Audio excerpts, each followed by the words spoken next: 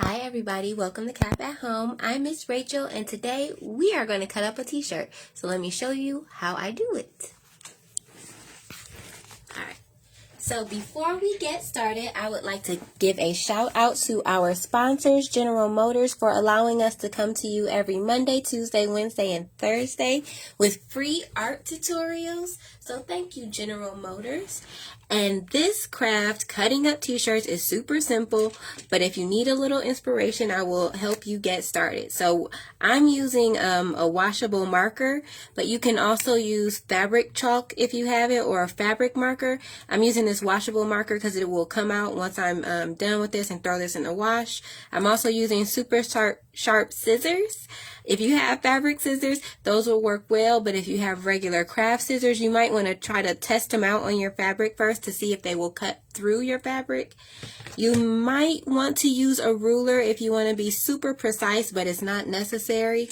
You may want to use some beads because that could kind of jazz up your shirt if you want. But really, we just need the scissors and the t-shirt.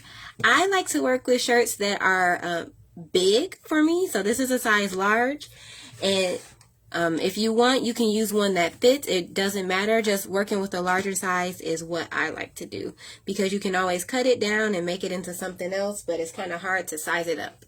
So I have my shirt, and if you haven't tried your shirt on, I would suggest that you try your shirt on in a mirror and then just kind of make a mark with your marker where you want to do your cutting. Today I'm going to show you how to add fringe.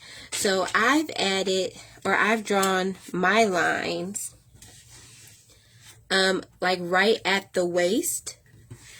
If you don't put your shirt on, or if you're making this for somebody else, another way you can kind of figure out where you want to start your fringe is to just start measuring under the arms on both sides. So I know it's kind of hard to see because this shirt is so wide, but when you lay this flat, you can use a ruler and measure from the underarm to where you want to start your fringe. I have my first mark over here at about 6 inches. Yep. So, and then on the other side, you'll measure to the same place. So you'll just use your ruler, start right under the arm, and then measure to 6 inches and make your mark.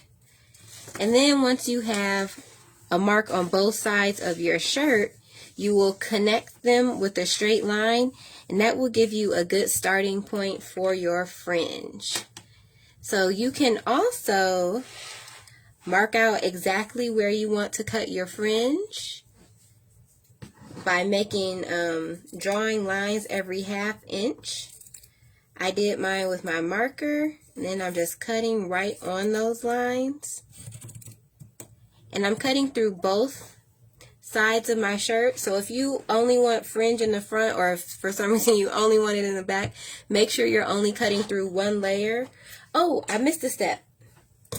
So before you start cutting, one thing that's going to kind of mess up the bottom of your fringe is the hem on the bottom of the shirt.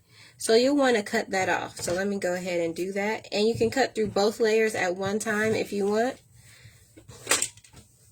So I am going to do that because I don't want that on the bottom of my shirt.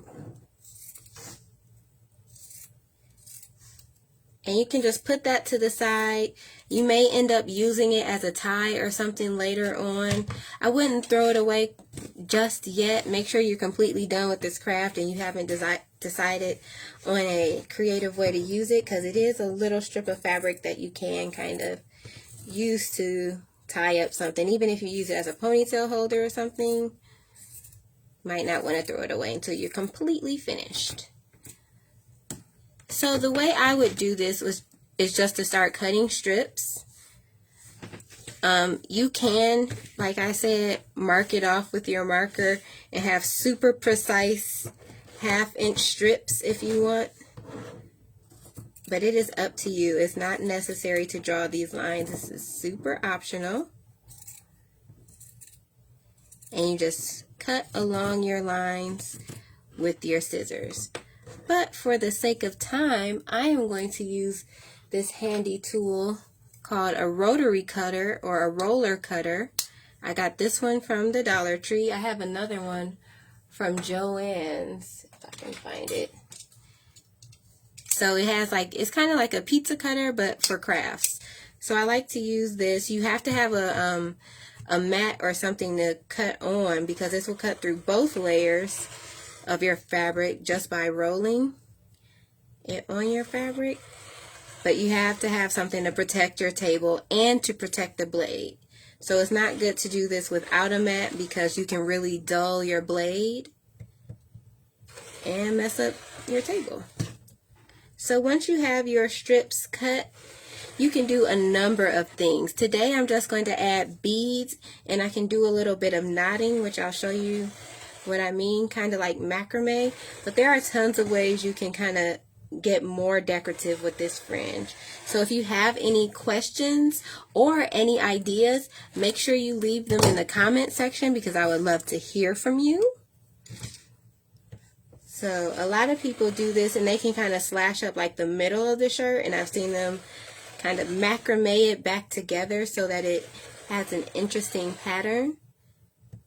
So definitely let me know what your ideas are for making a t-shirt even cooler by cutting it up. Okay, so I'm almost done with this half of the shirt. So I really like my rotary cutter. If you have the opportunity to get your hands on one of those, by all means, try it out. So I'm going to try out this other one because I haven't really used this one before. It's a lot smaller, but it still works pretty well. So this was from the Dollar Tree. And I'm cutting through both layers with this. So that's pretty good. And I'm just starting at the bottom and then cutting up to the line that I drew 6 inches under the arm. And all of these strips are 1/2 inch wide. And once you have your strip cut, you'll just want to pull that to make it round like string. And do that for each one of those strips. Probably do 2 at a time and then just separate them.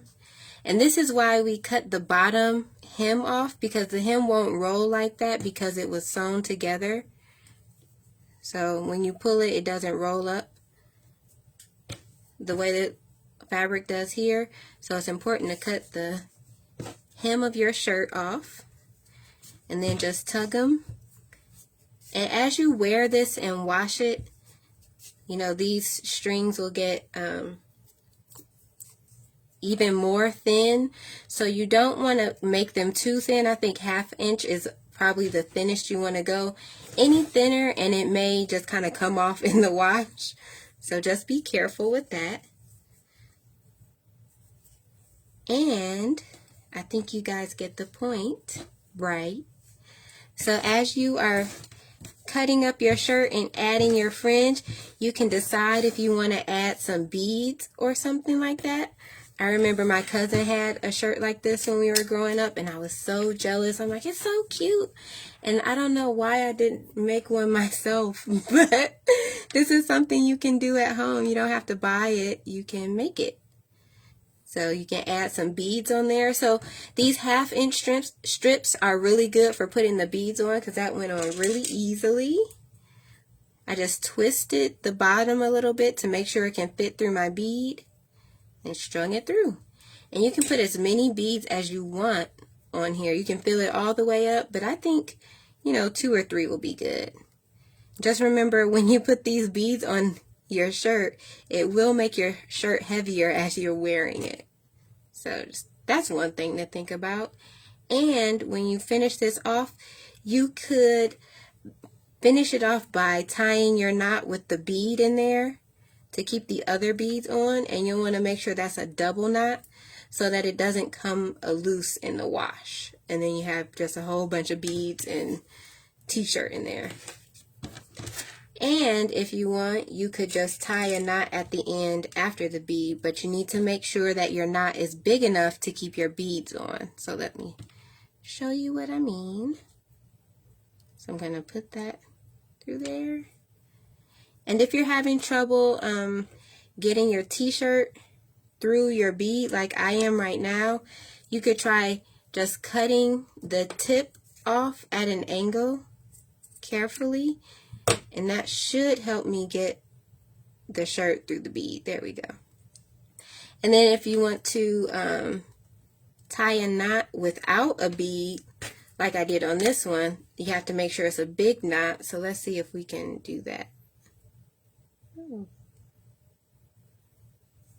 So I'm just going to loop this around my finger a couple times, 2 times, to try to make that knot bigger.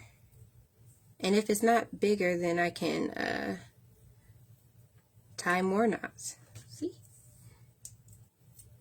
See, that knot isn't big enough because I can just pull the beads right off. So I'm just going to try it again. Keep adding knots until it's big enough. So I would definitely suggest having the bead be a part of the knot to make sure that you keep all of your beads on there. But yeah, because that's not going to be big enough to keep my beads on. Yep, they come right off. So make sure you're using your beads as a part of your knot to help keep your string of beads on. You leave a picture in the comments or email us at cap@collegeforcreativestudies.edu so that we can feature your image on our social media. We are on Facebook, Instagram, and YouTube. So make sure you check out our library of art tutorial videos because we would love for you to do some of those tutorials and then send us pictures of what you've done using the Cap at Home art lessons. So thank you so much for joining me and cutting up a t-shirt. I would love to see what you've done, and make sure you send us your pictures. Bye.